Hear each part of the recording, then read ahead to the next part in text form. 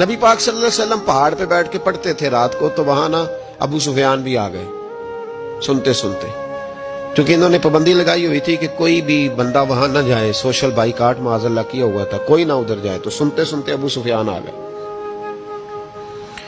کہتے ہیں حضور قرآن پاک پڑھ رہے تھے تو مجھے لطف بڑا آیا سننے کا، تو وہاں ایک قریب جھاڑی تھی تو ابو سفیان جھاڑی میں بیٹھ گئے۔ ساری رات نبی پاک نے قرآن پاک پڑھا اور ساری رات انہوں نے سنا۔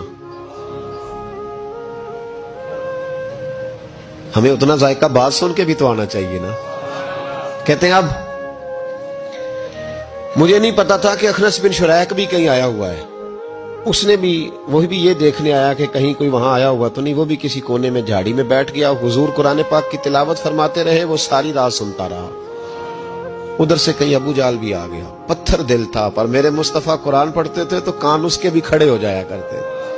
ساری رات تلاوت سنتے رہے، تینوں پکے کافر جھاڑیوں میں بیٹھ کر تلاوت سنتے رہے۔ صبح جب جانے لگے تو ملاقات ہو گئی۔ تو کدھر آیا تھا؟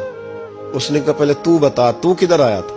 میں تو آیا تھا دیکھوں کوئی آیا تو نہیں، میں تو کدھر؟ اس نے کہا میں بھی یہی دیکھنے آیا تھا کہ یہاں کوئی آتا جاتا تو نہیں۔ ابو جال زیادہ شاطر تھا، کہنے لگا خبردار کل کوئی نہ آئے، آج تو آ گئے کل نہ ہونا۔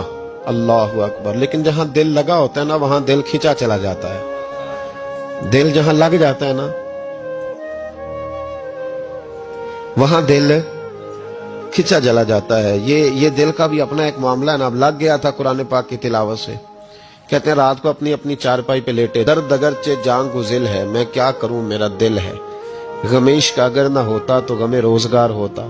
اور وہ مزہ آتش نے کہا تھا، وہ مزہ دیا ہے تڑپ نے کہ میری آرزو ہے یا رب میرے دونوں پہلوؤں میں دل بے قرار ہوتا۔ کہتے ہیں کہ اگلی شام پھر آئی، وہی کیفیت، وہی انداز، وہی شوق۔ چارپائی پہ لیٹے پر کانوں میں وہ آواز رس گھولے، لیٹا نہ گیا، اٹھے پہنچے، لیکن آج جگہ بدل کے بیٹھ گئے تینوں۔ صبح ساری رات سنتے رہے محبوب کی تلاوت، صبح اٹھے تو پھر چوک میں ملاقات ہو گئی۔ تو کدھر آیا تھا؟ تو کدھر؟ ابھی بات ہونے۔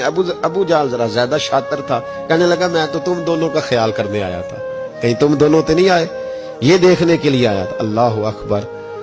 3 دن مسلسل آتے رہے اور میرے مصطفیٰ کریم کا ساری رات قرآن پاک سنتے رہے۔ اب اخنس بن شریک کہتے ہیں کہ میں پورا قریب آ گیا، میرا دل کہتا تھا کہ یہ سچے ہیں۔ کہتے ہیں میں نے تیسرے دن مشورہ کیا، میں نے کہا یار پتہ تجھے بھی ہے مجھے بھی ہے کہ نہیں آنا، پر ان کی آواز ایسی ہے، وہاں لذت ایسی ہے، نہیں نہ رہا گیا تجھ سے بھی۔ مان کیوں نہیں جاتا کہ ساری باتیں اپنی جگہ پر ان کی بات کانوں سے ہو کے دل میں اترتی چلی جاتی ہے، مانتا کیوں نہیں؟ اخنس بن شریک کہتے میں پورا قریب آ گیا، پر ابو جال نے مجھے پھر گمراہ کیا۔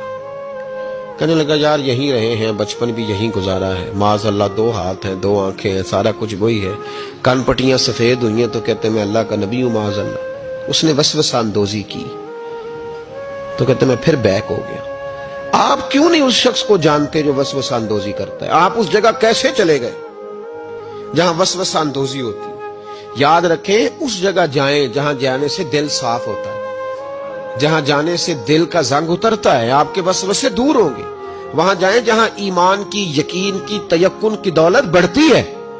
کیوں وہاں جاتے ہو جو بیک کر دیتا ہے؟